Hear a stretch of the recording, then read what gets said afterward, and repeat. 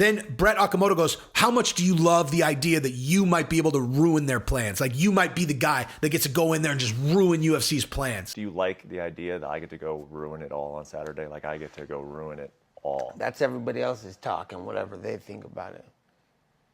I know what I'm going to do and what I got to do. And I don't know how you would expect him to react to that. Like I think a lot of people would have thought like he would be like, yeah, I get to ruin what they're trying to do. And he didn't do that at all. He didn't do that at all. He doesn't care. Like that's the whole thing. He doesn't care. Like he doesn't care. He doesn't care about that shit. He doesn't care about the belt. He doesn't care about what the UFC's trying to do. He doesn't care about any of that. That is why he's such a savage, dude. He really, genuinely does not care. All right, Jesse on Fire, welcome back. I'm going to be honest with you guys. I have never been more excited to do a video in my entire life, and I mean that. Like I'm being totally serious. I just watched Nate Diaz's entire new ESPN interview. So I had this all laid out. I'm gonna bear with me. Honest to God, I think that was one of the best interviews I've ever seen, ever. I'm talking ever. In the history of this sport, that was one of the best interviews I've ever seen. And I know the MMA fan base, dude. I know this fan base real well. I'm on a lot of MMA chains, you know, like I read a lot of comments. I know how people are going to interpret that if they weren't listening. Like if they weren't really listening, they're going to interpret it like every other one. They're going to be like, this interview's hilarious, you know?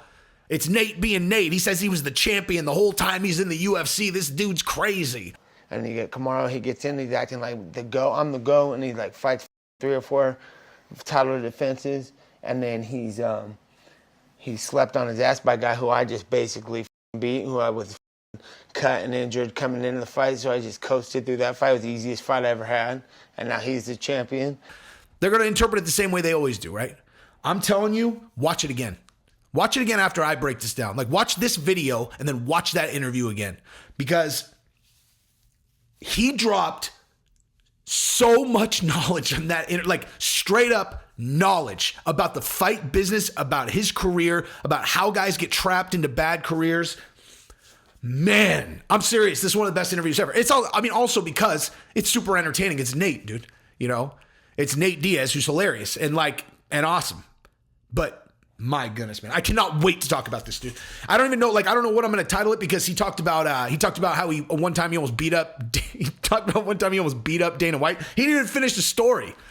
He started talking about a time he almost beat up Dana White in a club, but he said he shouldn't have been mad at him, but he talked about why he was arguing with him. And then he went off on a tangent into one of the best points I've ever heard made about UFC fighters' careers. I understand everybody's got this little mission, but what the hell he thinks kept me here so long? People go up and they try to fight for the title. They fight for the title.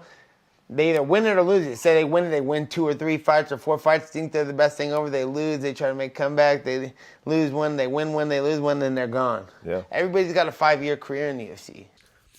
Man, I cannot wait to watch him fight. I can't wait to watch this fight on Saturday. I cannot wait. He said so many things that I could do this video. I could take what I just watched and I could turn it into 8 videos, because he gave me so many topics that I could clickbait. I'm not going to do that. Okay.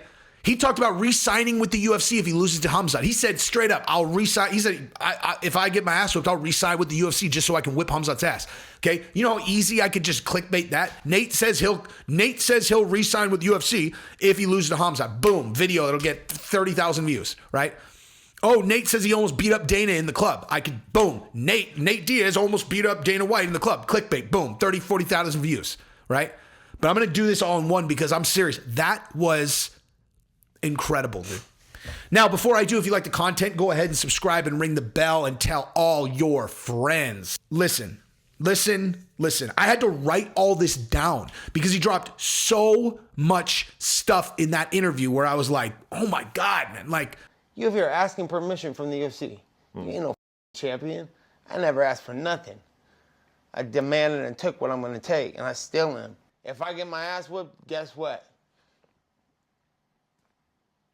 Still got a free agent out there who's now who might have just got his ass whipped, but he's still only the #2 fighter in the world, because he just the champion of the welterweight division, and he's losing to the guy who are you claiming is the next biggest, best thing in the thing. So, but these fighters don't understand that. If me and Adesanya gonna fight, then we gotta talk about it in the background. You fake ass. That's why you got slept by Leon Edwards. Because you're over here play fighting, dog. This ain't even for real. I'm for real in the fight game. And they don't ever stop, and it won't ever stop. First of all, where do we start, right? I don't even know where to start. I'm going to start with this. So Nate did the thing that he always does, right? Where he talks about this is one this was the thing right here, the very first thing where I was like, oh damn, like that, where the first thing it kind of went of the interview, and it was early, right? So Nate did the thing where he started talking about how he's always been the champion, right? Where he's like, I've always been the champion. Who are these guys? Like Kamaru Usman, you know, who are these guys? They're nobodies. I've been the champion the whole time I've been in the UFC. Now, obviously, that's one of those things that people listen to and just kind of go, okay, Nate, you know, like, you've been the champion the whole time? They're like, I mean, or like not, you know, or like you haven't been the champion. Like that's, you know, right? Like that's how you hear it. Now, what I realized at the end of this point that he made, right, was that I'm listening to this incorrectly. I'm not listening to this interview right, and I probably have not listened to the majority of Nate Diaz interviews correctly, because I need to hear what he said. Hear how he sees it. Okay, don't look at it as a fan who objectively watches. It's like, hey, Jesse, who's the champion at 145? Alexander Volkanovski. Okay, who was the champion before him? Listen, Max Holloway. What about before him? Conor McGregor or Aldo or something? I don't know. Okay, cool. What about this, you know, like where there's just like an objective correct answer to that question, right? It's like, no, right. Like as a fan, there's a correct answer. And no, Nate, we're not the champion. Listen to it through his eyes. That's not how he looks at the sport. It's not how he looks at the sport. He thinks the championship is not real. Okay. Now he also revealed that at the end. Okay. And that was that was the point that, I mean, these two things, right? So he goes, he's like, I just considered myself the champion the whole time. Cause what? Like, I'm their champion. He's like, what? I'm their champion. I go out there. They say I'm the champion. I fight the guys they want me to fight. I fit the mold they want the champion to be. Right? I'm their champion. No, I was always the champion. And I was always the champion. I would fight the way I fought, and I would go home and I would say to my boys, that's how you get down. And I thought about that and I was like, okay, like, all right, I'm there. And then he was like, and then like, think about Kamaru just got knocked out. I mean, you know, not really a relevant point. He's all, this other guy, the other guy. He literally didn't know Charles Oliveira was the champion at 55. And I thought about that. And I would like, you know, because obviously like, hey, Jesse, who's the champ at 55? I'd be like, Charles Oliveira. The fact that he's not lying, like he's not making it up. He didn't fucking know. Okay. Like he didn't know Oliveira's a champion. And that's the moment where I was like, oh shit. Like I'm not listening to this right. He really means it. Like he means it. He doesn't care. Like he doesn't look at them as the champion. He didn't even fucking know that Charles Oliveira is the champion. That means they're not the champion to him. That's not a real thing. And then I realized, has Nate Diaz ever asked for a title shot? Seriously. Has he ever once said, I want a shot at the title? Ever? Has he ever said that? And I thought about it. I was like, I don't think he's ever asked for a title shot. I think he said, I want to fight that guy. I think he said like, yeah, give me Kamaru Usman or give me this guy or give me that guy. I don't think he's ever once said, give me a shot at the title. And so that's what I'm saying. That was the first moment listening to that where I was like, dude, you need to listen to him. Like fucking listen to him. Forget the way that you think about this and listen to him. To him, it's not real, right? Because in all honesty, it's like, yeah, we live in this is a UFC created paradigm, which is, you know, basically fundamental reality for everybody, right? Because if you're like, is this guy the champion? Objectively, yeah, they are. But is that why you watch the sport? Like, is that, so I'm saying, like, if you look at the sport like I do, think about, is that why you watch the sport? You know? So Leon Edwards knocked out Kamaru Usman in his last fight, right? And let's say in his next fight, he ends up fighting Colby Covington, right? And the belt's on the line, right? Okay, that's an objectively bigger fight if Leon fights Colby than it would have been if Leon lost and then Colby got to fight Leon. But is it really? Like that's my point. At the end of the day, Leon Edwards, a trained killer, is going to get into a very, very small enclosed cage space, and he's going to fight against Colby Covington, a fucking killing machine, who's trained his whole life in combat sports, and they're going to fight until one of them's unconscious or until the other one taps out and ask the ref to save them from strangulation, or a limb gets broken, or they go 25 straight minutes of just utter, uninterrupted violence, and then the rest of us are just like, damn, that was amazing, that guy won. The fact that the belt's on the line is fucking irrelevant.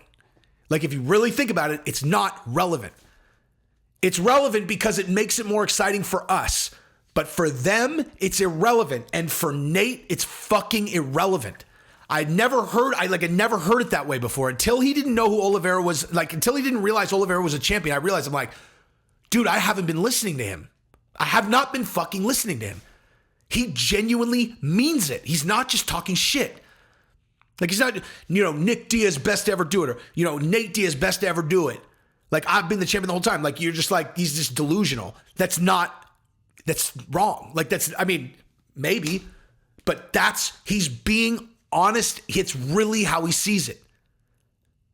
And I'll jump straight over to Nick, right? That was another thing that I wrote down. I was like, man, I need to talk about that. He said, I'm the best to ever do it. If these guys are the GOATs, so make another GOAT. I'm the best to ever do it. The only you know what? I take that back. Nick Diaz is the best to ever do it. And the only reason I'll say that is because Nick made me. Like, Nick Diaz made Nate Diaz. He ran, I ran. He did jits, I did jits. He went and fought and whipped ass, I went and fought and whipped ass. He created me. So Nick Diaz is the guy. And, like, do you understand? Like, do you understand what I'm saying? Like, he's saying the same words as people are saying, but he's not saying the same thing as what you're saying. Like, I'm the best ever do it. I'm the greatest. Nick Diaz best ever do it. And you guys are like, he's not the best to ever do it. He lost to this guy, this guy, this guy. He's not saying the same thing. Like, he's not saying the same thing. But I do want to talk about this in particular, okay? So going back to the champion thing, right? Because he said this at the end of the interview, and I was like, whoa, dude. Like, all of this stuff is like, switch your paradigm and look at it another way, right? Like, that, everything I've talked about up until now is like, Nate doesn't see it the same way as you. Look at it through his eyes, and it makes it fascinating. Like, where it's like, oh, fuck. Like, I'm not saying he's like right or wrong. I'm saying listen to what he's saying and look at it through his eyes, so that when you watch him fight on Saturday, against Hamzat, who's a killer, and we're going to talk all about that, you understand how he sees it, because that's what this shit's all about, dude. Two fucking guys getting locked in a cage and fighting, 25 minutes, or unconsciousness, or get him off me or I'm going to fucking strangle. Right? So look, you want to understand how he sees it, dude. Right? By the way, if I haven't said anything about this, go ahead and subscribe to this channel and ring the bell if you haven't before. I would really appreciate a like. I would really appreciate a comment. I would really appreciate a subscription if you guys haven't subscribed yet. Share this with your friends. I go hard on this channel, and I do it because I love this shit, man. I love it. But so anyway, so the other stuff is all like switch your paradigm and see it like him, okay? This is just straight up knowledge on that ass, son. Like, where he just dropped in, I was like, wow, dude. He talked about the pursuit of the title, and he went like this. He was like, think about it. He's like, his point is that the title's not real, right? The point that he's making is that the title's not real. He's all, man, all these guys, they go, they try to get up to the belt. They win the belt. They win 2-3 fights, and then they lose, and then they spend the rest of the time trying to get back to the belt, and they can't do it. And then boom, their career's over. They got a 5-year career. He's like, they got a 5-year career because they went for the belt. And that's exactly right. Like, he's exactly fucking right. He's exactly right. Okay? If your goal is just the belt, right? And he's saying it in a way that I'm saying this all the time, right? That your actual goal as a fighter is to be able to draw eyeballs, is to be entertaining, to make people connect with your story. You can't just do that with kicks and punches unless you're incredible, right? And you can be very, very, very good and have an incredibly long career, but you can't just focus on the fighting. You have to be a personality. You have to have some kind of thing that makes people want to watch you. The pursuit of the title, if that's all you're into, if that's your only thing, then you're going to have the same career as exactly what he described. If you make it to the title and you win, you defend it a few times. Like, think about how they talk about guys who defend the belt 3 times. They're like, dude, this guy's unreal. Think about the number of people in each, in each kind of 5-year timeline who defend the belt more than 3 times. It's super rare. It does not happen. So if that's what you're after, you all want to win the belt and then maintain it for the next 5 years. All right. I mean, good luck. Good luck, dude. Good luck. He's saying if you don't look at it like that, if the belt, this made up thing that the UFC puts there. Now I understand the pay structure and all that makes this obviously a complicated concept because it's like, well, yeah, but I make that much more money if I become the champion. I completely understand that. Get it. But just because you end up fighting for the title does not mean that you run this exact same arc, right? Which is, you fight for the title, you win the title, you defend it a couple times, you lose it, then you try to get it back, you don't get it back, and then boom, your fucking career's over. Because people start writing you off because all they think about is, can this guy win a title? And if he can't, then what's the point of watching him? And he's like, change the paradigm. Fuck the belt. Fuck the belt. Go out there and just be the man every time you fight. Like, go out there and put on a show. And then he told his story about being in WEC and he had this game plan and he was going to do blah, blah, blah. The only time he ever went out with a game plan, people started booing him. And in 1 second, he just lost his shit and just went crazy. And then he got taken down. He's like, but I don't care. I'm not going to be one of these boring ass buster motherfuckers. And I was sitting there thinking about, I'm like that's genuinely excellent insight into a UFC fighter's career. And the reason why I'm saying it like this is because I did this video the other day about Mark Zuckerberg, when Zuckerberg did his training video, and I didn't put it up because when I watched it, I was like, this makes me sound like a dick that was not my intention at all. My intention was to talk about why martial arts are incredible, but I did this thing at the beginning where I talked about you interpret things based on your expectations, right? It's like, okay, so the reason why Zuckerberg looks so good in that video to everybody is because your expectations, you're like, oh, how good is he going to be on a scale of 1 to 10? You're like -5.